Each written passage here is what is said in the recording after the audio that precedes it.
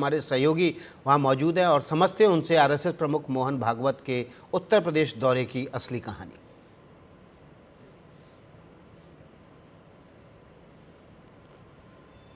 संघ प्रमुख मोहन भागवत यूपी के दौरे पर हैं। जैसा मैंने बताया, जब मैं आपसे बात कर रहा हूं, लखनऊ में उनकी बैठक हो रही है संघ के प्रचारकों के साथ।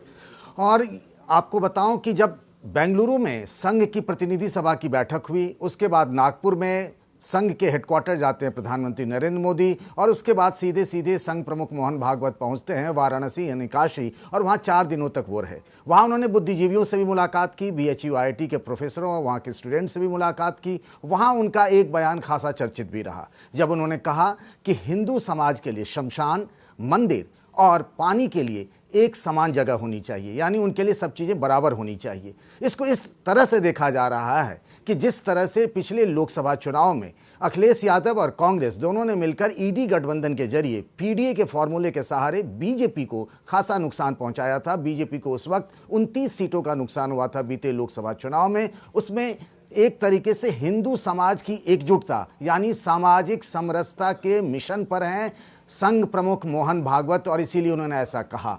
इसके अलावा उनका एक बयान और भी खास चर्चित है, जब उन्होंने कहा मुसलमानों के लिए खास तौर से कि मुसलमान तभी संघ में यानी RSS में आ सकते हैं जब वो भारत माता की जयकारे के नारे लगाएं, और साथ ही उन्होंने ये भी कहा कि वो भगवा झंडे का सम्मान भी करें। जबकि इस वक्त जब मोहन भागवत का दौरा चल रहा है, उससे पहले हम आपको एक बात बताएं कि जब उन्होंने ये बात कही थी कि हर मस्जिद में शिवालय नहीं ढूंढे जाने चाहिए, उस वक्त यूपी में संभल में मुस्लिम बस्तियों में मंदिर का जीर्णोद्धार हो रहा था। तो ये कहा जा रहा था क्या संघ और योगी सरकार या फिर बीजेपी और संगठन की राहें अलग अलग हैं। फिर हाल में संघ के सह सरकारवाह जो हैं दत्तात्रेय होसवाले, उनका एक बयान आता है जब मोहन भागवत ने अब से कुछ साल पहले ये कहा था कि संघ के एजेंडे में सिर्फ अयोध्या है, राम मंदिर पर फैसला आ गया है, राम मंदिर बनेगा तो काशी मथुरा हमारे एजेंडे में नहीं है। लेकिन अब ये कहा गया संघ की तरफ से कि काशी और मथुरा के आंदोलन में भी संघ के प्रचारक शामिल हो सकते हैं। इसी को डिकोड करने के लिए बात करते हैं गीता भट्ट जी से, जो हमारे साथ जुड़ी हुई हैं।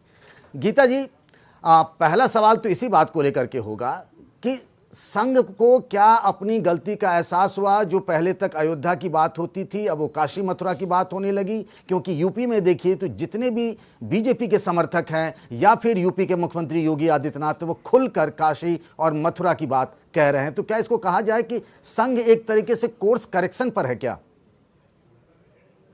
जी देखिए, तीनों जो स्थान है काशी, मथुरा और उसके लिए अयोध्या के लिए हमेशा से ही अगर आप देखें तो राष्ट्रीय स्वयंसेवक संघ का दशकों से एक तरह से यह आह्वान रहा है कि यह जो 3 स्थान है, इन तीनों के लिए हम सभी समाज को एकत्रित करके समाज के अंदर इस जो है एक मोबिलाइजेशन करेंगे, ताकि समाज जो है इस बात के लिए आगे बढ़े कि इन तीनों स्थानों पर जो एक लंबे समय से आक्रांताओं के द्वारा जब भी कभी जिस काल परिस्थिति में उसे तोड़ा गया या मंदिर के स्थान पर कहीं कुछ और ढांचा बनाया गया, तो उसको वापस उस पर एक मंदिर की स्थापना होनी चाहिए। और ये लंबे समय से कहा। अभी सर कार्यवाह जी ने भी, दत्तात्रेय जी ने भी अपने एक अब साक्षात्कार में इस विषय को कहा है। तो ये एक ऐसा है कि कोई नई चीज नहीं है। बड़े लंबे समय से जो एक ये 3 जो स्थान है उनको एक मूल रूप से, और या हम ये भी कह सकते हैं कि उनको एक तरह से रिप्रेजेंटेटिव फॉर्म में, कि इन तीनों स्थानों पर एक जो हिंदू समाज का एक जो समर्पण भाव रहा है, एक श्रद्धा भाव जो रहा है, उसका आदर करते हुए इन तीनों स्थानों पर जो मंदिर बनने की बात है, उससे कभी भी ऐसा नहीं हुआ कि संघ ने इस बात से कोई अलग विषय लिया। गीता जी, एक बात और भी थी, अगर आपको याद दिलाएं कि बिहार में जब 2015 में बिहार में विधानसभा के चुनाव चल रहे थे, आरक्षण को लेकर संघ प्रमुख मोहन भागवत का बयान आया था। फिर पिछले कास्ट सेंसस को लेकर देखें, संघ के बयान को लेकर के कुछ चीज़ें ऐसी हैं जो थोड़ी सी उलझी हुई लग रही हैं।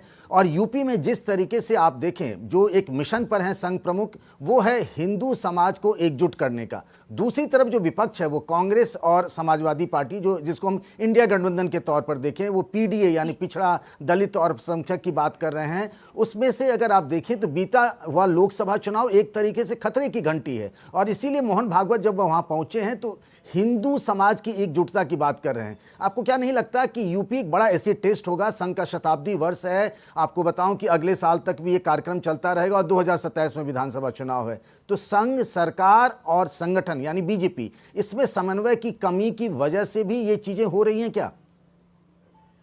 देखिए, अगर हम देखें तो चुनाव आते हैं जाते हैं, परंतु संघ की ओर से जो हिंदू समाज को ये एकजुट करने की बात है, ये समय समय पर की जाती है। अभी आपने बताया कि पूजनीय सर संचालक जी ने अभी काशी में अपने उद्बोधन में यह बात कही कि मंदिर, कुआं और शमशान जो है वो एक होना चाहिए किसी भी गांव में, और यह विषय वो कई बार अपने उद्बोधनों में बोल चुके हैं।